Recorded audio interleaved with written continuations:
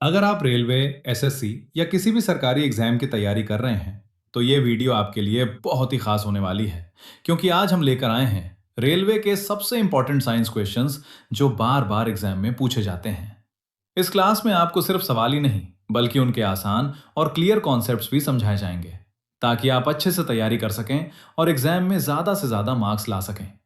इसलिए इस वीडियो को पूरा जरूर देखें। और अगर आप ऐसे ही यूजफुल क्लासेस रोज पाना चाहते हैं, तो हमारे चैनल को सब्सक्राइब करना बिल्कुल ना भूलें और वीडियो को लाइक और शेयर जरूर करें। अब चलिए शुरू करते हैं आज की शानदार साइंस क्लास। विद्युत प्रेरण।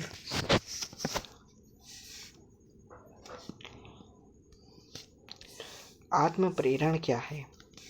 आत्म प्रेरण क्या है? पास की कुंडली में प्रवाहित धारा के कारण एक कुंडली में ईएमएफ प्रेरण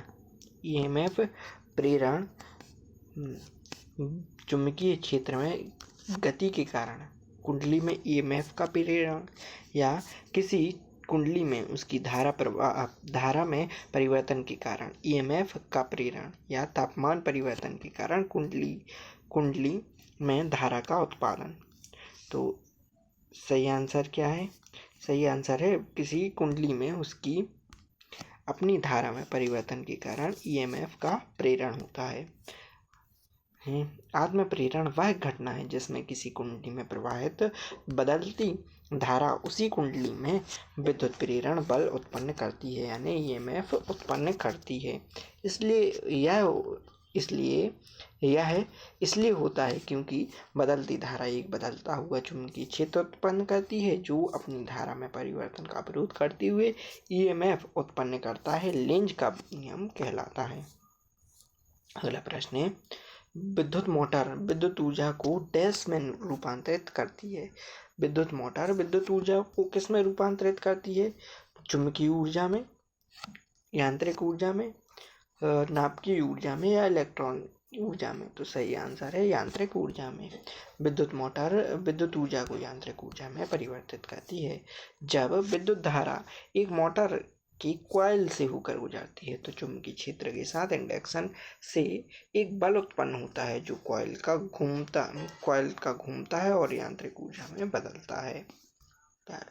अगला प्रश्न है, किसी विद्युत परिपथ में वह उपकरण जो प्रत्यावर्ती प्रतिरोधक के रूप में कार्य करता है क्या कहलाता है? वोल्टमीटर, ग्लैवेनोमीटर, धारामापी या धारा नियंत्रण। किसी विद्युत परिपथ में वह उपकरण जो परिवर्ती प्रतिरोध के रूप में कार्य करता है क्या कहलाता है? तो वह कहलाता है वोल्टमापी। वोल्टेज मापने के लिए होता है। ग्लैवेनोमीटर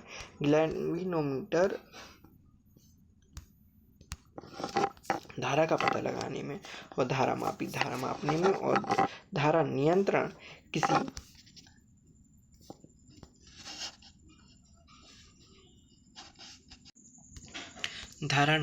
किसी प्रत्यावर्ती प्रतिरोध की। सही आंसर है धारा नियंत्रण। अगला प्रश्न है,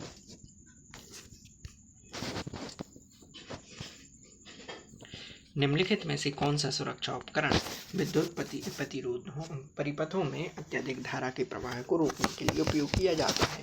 संधारित्र, फ्यूज, ट्रांसफार्मर या प्रतिरोध? तो सही आंसर है डी, प्रतिरोधक।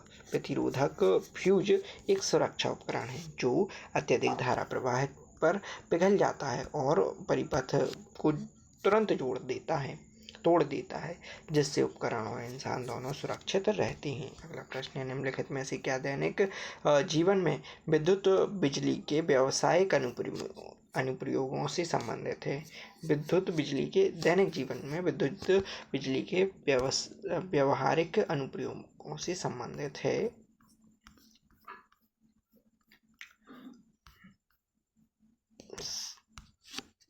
विद्युत ओवन, विद्युत इस्त्री या विद्युत सौर तापक? तो सही आंसर है विद्युत ओवन और विद्युत इस्त्री।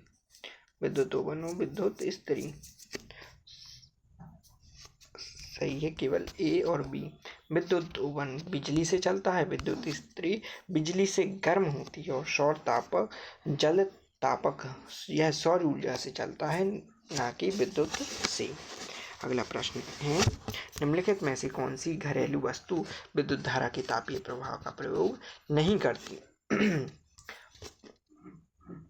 तो सही आंसर है सी, इलेक्ट्रिक मोटर। इलेक्ट्रिक मोटर विद्युत धारा के तापीय प्रभाव का प्रयोग नहीं करती, क्योंकि यह विद्युत ऊर्जा को यांत्रिक ऊर्जा में बदलती है और चुंबकीय प्रभाव पर कार्य करती है, जबकि हीटर, स्टोव और आयरन बॉक्स तापीय प्रभाव पर आधारित होती हैं। अगला प्रश्न है, निम्नलिखित में से कौन सा उपकरण चुंबकीय क्षेत्र में धारावाही चालक की गति का उपयोग नहीं करता?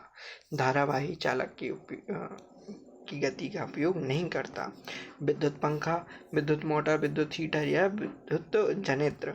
तो सही आंसर है विद्युत हीटर चुंबकीय क्षेत्र में विद्युत धारावाही चालक की गति का प्रयोग नहीं करता, क्योंकि ये केवल विद्युत धारा के तापीय प्रभाव पर कार्य करता है, जबकि विद्युत पंखा, विद्युत मोटर और जनित्र चुंबकीय प्रभाव पर आधारित होती हैं। अगला प्रश्न है, विद्युत परिपथ को परिपथ में समांतर क्रम में क्यों जोड़ा जाता है? विद्युत परिपथ को विद्युत समांतर क्रम में क्यों जोड़ा जाता है? क्योंकि कुल प्रतिरोध मापने के लिए, इसमें अधिकतम धारा प्रवाहित करने के लिए, दो बिंदुओं के बीच विभवांतर मापने के लिए, या वोल्टतापात को कम करने के लिए? तो सही आंसर है सी, दो बिंदुओं के बीच विभवांतर मापने के लिए।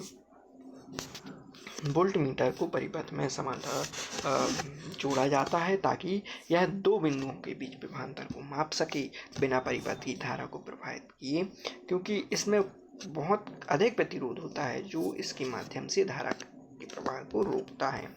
अगला प्रश्न है, प्रतिरोध को परिवर्तित करने के लिए परिपथ में सामान्यतः किस घटक का उपयोग किया जाता है?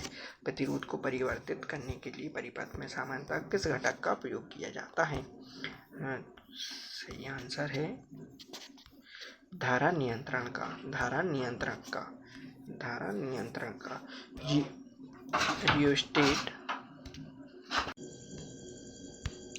रियोस्टेट एक प्रत्यावर्ती प्रतिरोधक होता है जिसका उपयोग विद्युत परिपथ में प्रतिरोध को बदलने के लिए किया जाता है, जिससे धारा के प्रवाह को नियंत्रित किया जा सकता है।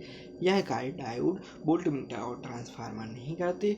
रियोस्टेट विशेष रूप से इसी कार्य के लिए डिजाइन किया गया होता है।